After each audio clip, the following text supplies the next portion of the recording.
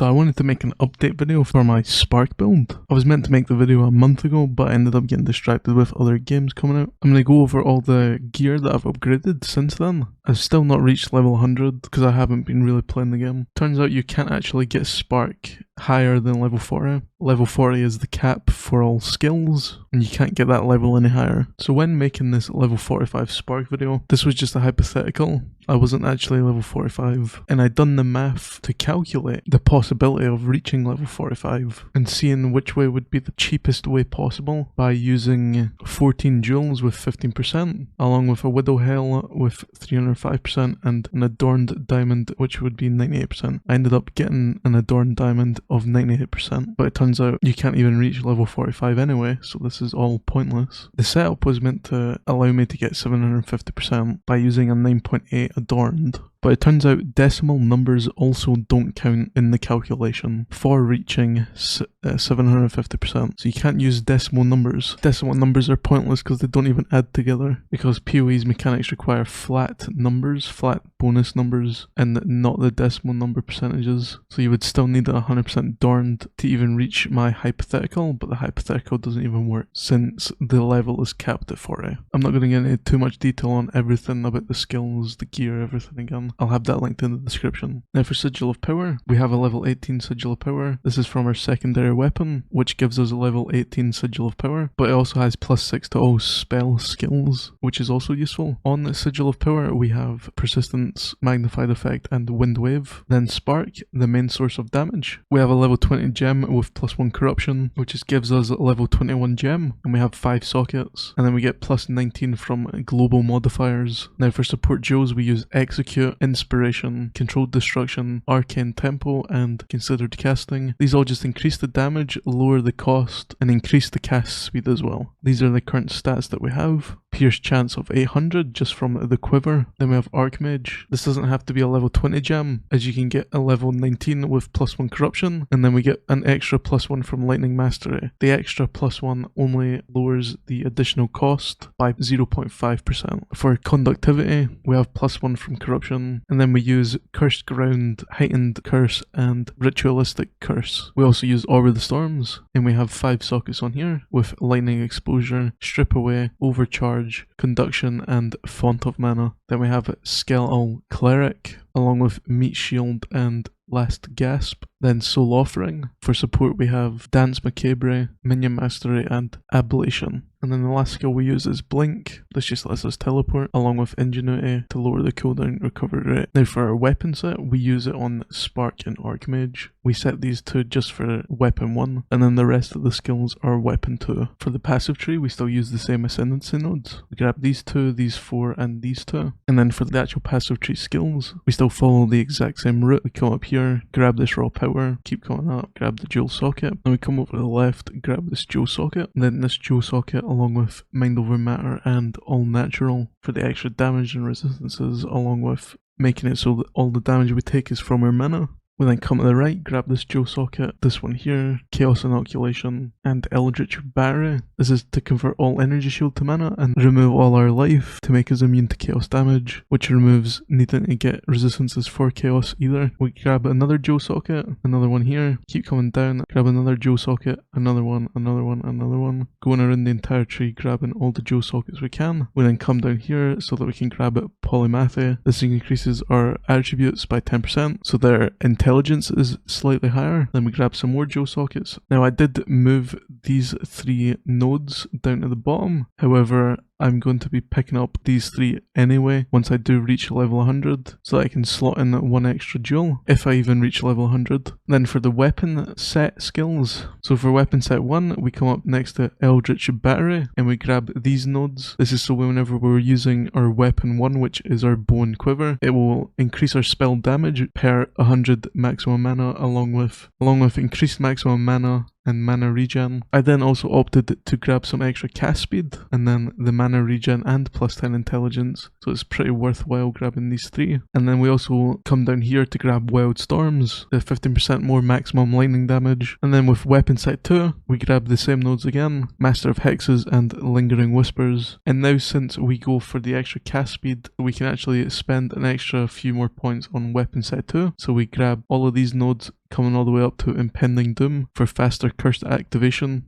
and increased effect. Now for the jewels, the first one we use is Controlled Metamorphosis. This just lets us grab Pure Power, Lightning Quick, Drenched, and Eldritch Will. We want it to have the massive ring so that you're actually able to grab them. However, this comes with a minus percentage to all elemental resistances and minus chaos resistance as well. Chaos resistance doesn't really matter because we're immune to it. However, the percentage to all elemental resistances is pretty bad, so we want to try to get that as low as possible. The lowest percentage you can get is 5%, so I was able to get 6% on this. I did say that I got a 98% Adorned, and I ended up selling it and just switching back to the 90%. And this is for the sole reason that decimal numbers don't count towards the calculation, and the skills are capped at level 40, so you don't even need 100% Adorned either. Another thing that I should also mention about the jewels is since we can't reach level 45, we no longer have a need to gain the +1 on the amulet or the +3 from the Prism of Belief diamond. And since we no longer need the Prism of Belief diamond,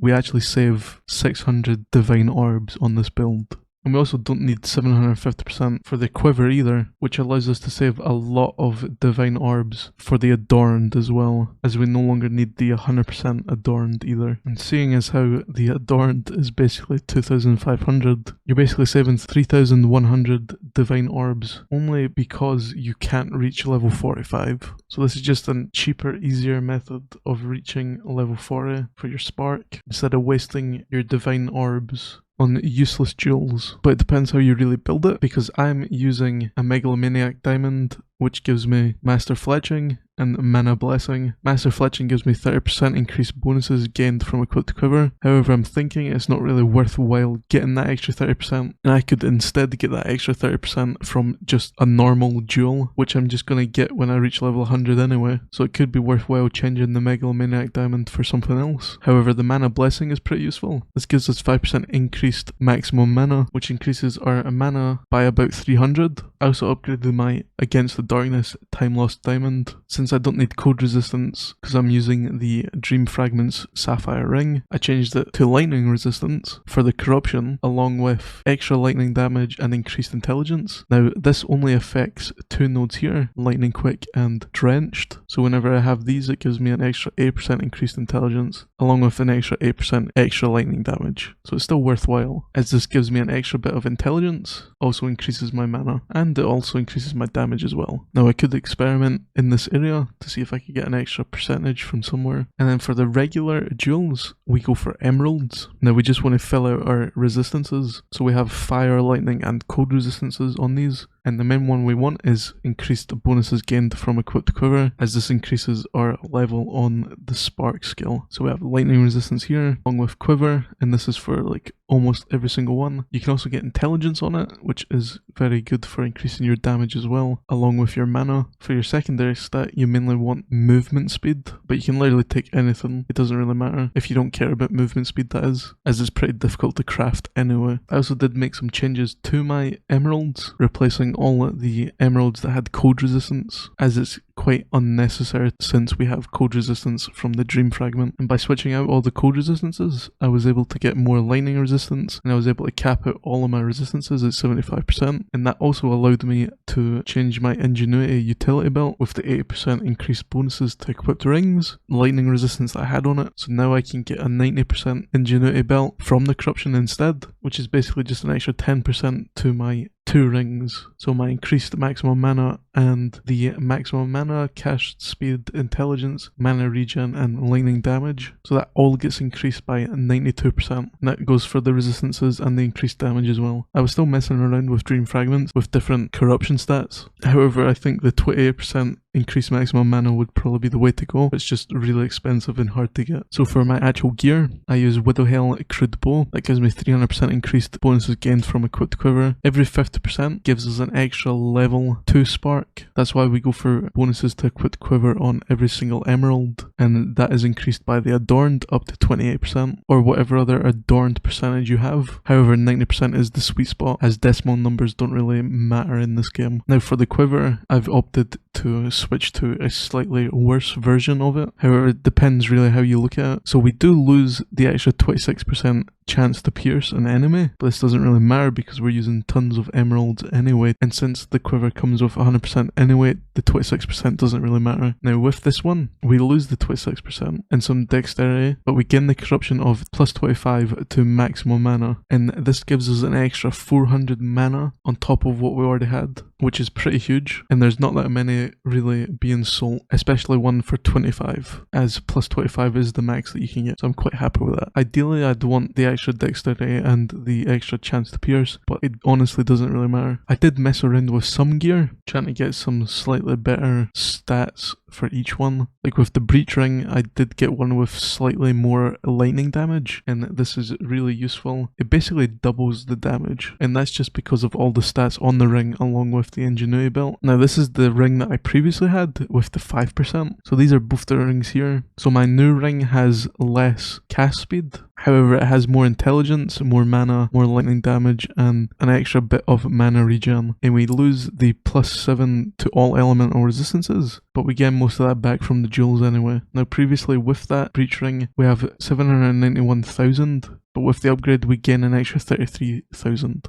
For the gloves, we use the expert intricate gloves with 2 sockets with maximum mana. Then we have maximum energy shield, increased energy shield, that increases the energy shield to 204 with the extra quality as well, along with maximum mana, dexterity, intelligence, and cold resistance. Then for the boots, we use the expert feathered sandal, the dual socket of increased maximum mana. I can actually get a slightly better boots with some more movement speed, and the extra soul core as well if I got lucky. However, I'm pretty happy with these. These are like the perfect boots that I could get. Maybe an extra 5% movement speed. So we have 25% movement speed, increased energy shield for 155, maximum mana of 150, intelligence 30, fire resistance 30, and lightning resistance 40. So pretty high stats. For the helmet, we use the expert feathered tiara. We want double energy shield with mana, intelligence, and resistances. They don't have to be the exact same resistances, just to fill out your resistances. We have the 2 sockets with maximum mana as well. The ingenuity belt, we want 90%, but you can go for 70 or 80. Then we still use the melting maelstrom. This is so that we can recover all our mana instantly. And since it deals chaos damage to us every 3 seconds, we're immune to chaos damage, so we basically reap all the benefits from that. And then lastly for our amulet, I'm not actually sure if I did show this amulet or not. I was pretty happy when I got this. So we allocate lightning rod. We have the extra 25% mana regen along with the 78% mana regen, so that gives us an extra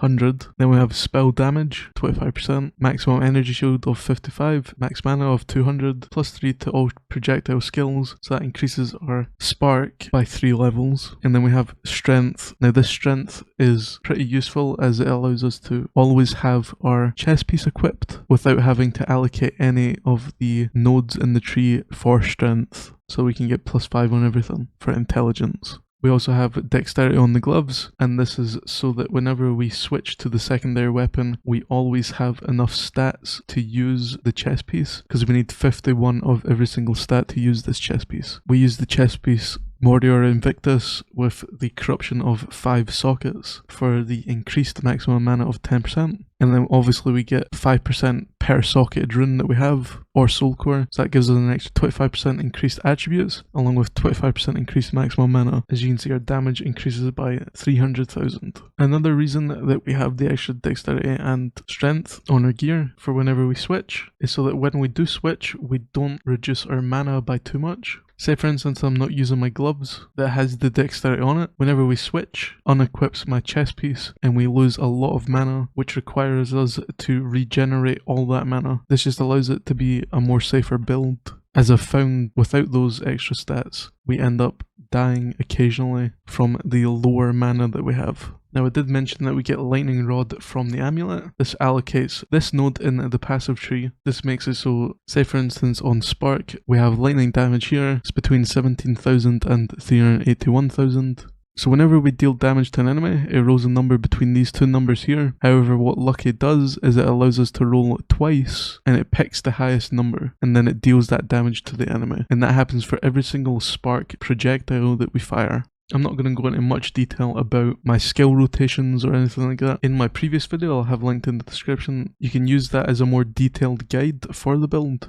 However, that build uses slightly outdated gear. Still good gear, it's just I've upgraded since then. I'll also have my updated MAXROLL planner in the description, along with my adorned percentage spreadsheet. When you're going for an adorned, you want to go for the cutoff points, which is the 10%, unless you're going for a very specific percentage, so you can get the most out of your currency. However, I wouldn't recommend going for an 100% adorned. Now with my new gear, whenever I use all of my buffs, I'm able to reach 2.1 million damage. And this is completely non-crit build as well. So without buffs, I have 824,000. So since my last video, I was able to increase Spark by an extra 2 levels and gain almost an extra 200,000 damage. With buffs, we gain about 500,000, I think. Something like that. So in my other build, it's not possible to reach level 45 Spark. Theoretically it is, but you're capped at level 40 for every skill. With the current build that I'm using right now, I have about 700%, 704% exactly. So you don't even need to have 15% on every single jewel. You just have to make sure it adds up to 700%. I hope you have a great rest of your day. Thanks for watching the video. I'll see you in the next one.